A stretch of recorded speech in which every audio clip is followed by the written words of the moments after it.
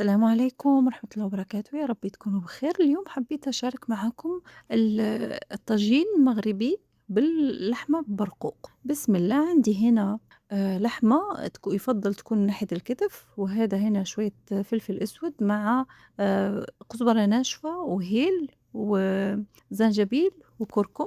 وهنا أخدت تقريبًا 3 معالق مَيّة، حطيت فيهم البهارات كلها بالتتالي، وبعدين هنحرّك طبعًا ونحط فيها اللحمة. اللحمة زي ما قُلنا يُفضّل تكون من الكتف أو اللي هي الموزة. يُفضّل يكون من هذا النوع من اللحمة عشان بيكون فيه كمية جيلاتين، ويعني كده بتكون فيها دهن. هي لو كانت بالعضم كويس كانت كده هبرة حلو. وخلاص بعد ما تبّلتها حطيتها في علبة تكون في التلاجة محكمة الإغلاق طبعًا، وهنحطها تبات هناك ليلة كاملة. وفي اليوم التالي خلاص أنا أخدت الطاجين حقي وباوريكم من اللحمة. وهنا عندي 2 بصلة مع راس ملعقة توم، يعني كمية بسيطة، في اللي بيحب يعملها في اللي لأ. وهنا عندي زيت زيتون مع شوية سمنة وزبدة هنا والسمن البلدي. وعندي حبتين قرفة، وهذا الخدنجل. وهنا هذه اسمها البسيبيسة اللي هي وردة جوز الطيب. وطبعًا هذه حزمة من الكزبرة.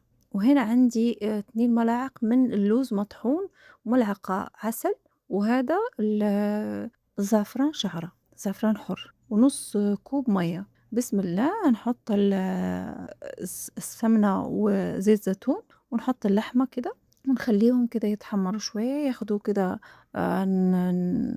نحطهم في الطاجين. والباقي الصوص اللي كان عندي ح يعني حطيت عليه شوية مَيّة، رجعته في الكوباية عشان ما نضيّعش ولا حاجة، لإنه البهارات هنا خلاص كل البهارات اللي فيه مش هنزوّد. وهنا بدأ اللحمة تتحمّر، يعني تتشوّح كده، بنضل نقلّب فيها حتى تاخد كده يعني تحميرة حلوة. وخلاص يعني لمّا أخدت كده شوية يعني تشويحة، حطيت عليها البصل ونحطها كمان.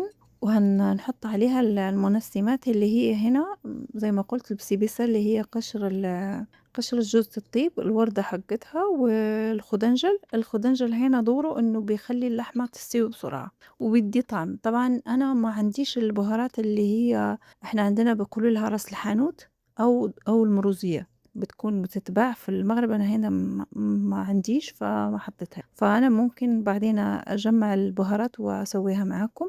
وهنا باوريكم إنه خلاص حطيت كل البهارات وغطيت، ورُحت عشان أسوي البرقوق أو القراصية. هنا عندي قطعة من القرفة، وملعقتين من السكر. وطبعًا الكمية اللي أنتم تفضّلوها من القراصية. أنا هنا عندي 300 جرام مع شوية مشمش، حطيتهم في مَيّة مغلية.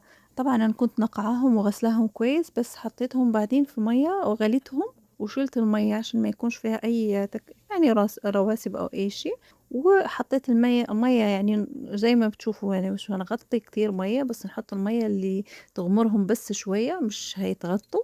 ونحط عليهم شوية ملح، ونحط القرفة عليهم، وشوية قرفة مطحونة والقرفة الصحيحة، شوية ملح وزبدة، ونخلّيهم كده يستووا طبعًا حتى يستوي القراصية أو البرقوق المشمش. وحطيت عليهم شوية من الصوص اللي أخدته من اللحمة، يعني شِلت الغطا عن يعني أخدت شوية من الصوص اللحمة وحطيتها خلّيتها اتحمّرت كده واتعسِّل. خلاص صار جاهز معانا، وحطيته جنب. ورُحت باوريكم تاني إني بازوّد شوية زبدة والسمن البلدي وملعقة من العسل. وطبعًا باحط هنا الإضافة اللي معظم الطباخات الماهرات اللي بيدّيه طعم جدًا يعني مميز طاجين اللحمة بالبرقوق، اللي هو اللوز مطحون، يعني مقلي أو محمّر في الفرن ومطحون زي البودر، بتحطوه زي ما بتشوفوا كده. أنا شِلت الإضافات المنسمات شِلتهم كلّهم. وهنا هنمُر عشان نحضّر الخبز اللي راح نرافق بيه الطاجين. هو بيتاكل بس بالخبز، في ناس بتحب تاخده بالرز، بس دي عادتنا إحنا في المغرب بناكله مع الخبز. وهنا حبيت أعمل لكم خبز مميز اللي بيتحط في المناسبات عند العائلات هناك. حطيت طبعًا ملعقة صغيرة من الخميرة، وحطيت معاها ملعقة صغيرة من السكر، وملعقة زيت زيتون أو شوية زبدة.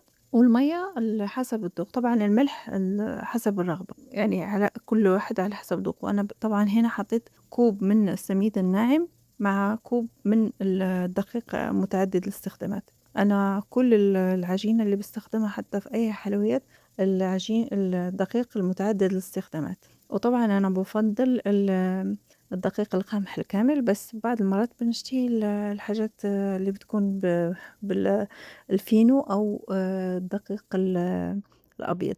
وهنا أنا جِبت حبوب مشكّلة من بذور اليقطين، بذور عباد الشمس، بذور الكتان، السمسم، شوفان. حطيتهم في كده، وحطيت علبة، يعني بولة فيها شوية مَيّة، والبولة التانية فيها البذور المشكّلة.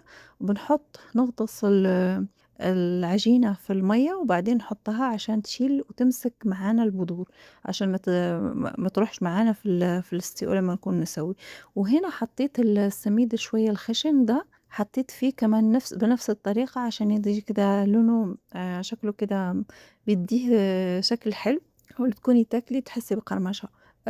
بس هُم كده أنا يعني خرّج معايا 8 حبّات، حطيت 4 كده و4 كده، وبنحطّهم بعد ما يخمروا طبعًا، نخلّيهم يخمروا ونحطّهم في صينية الفرن، ونثقّبهم زي ما بتشوفوا كده، ونرشّهم بشوية مَيّة، وندخّلهم الفرن. طبعًا الفرن لازم يكون مُسخّن مسبقًا، يعني يكون سُخن أقصى درجة، وبعدين نوطّي، وطبعًا نسوي من تحت، وبعد كده نحمّرهم من الوش.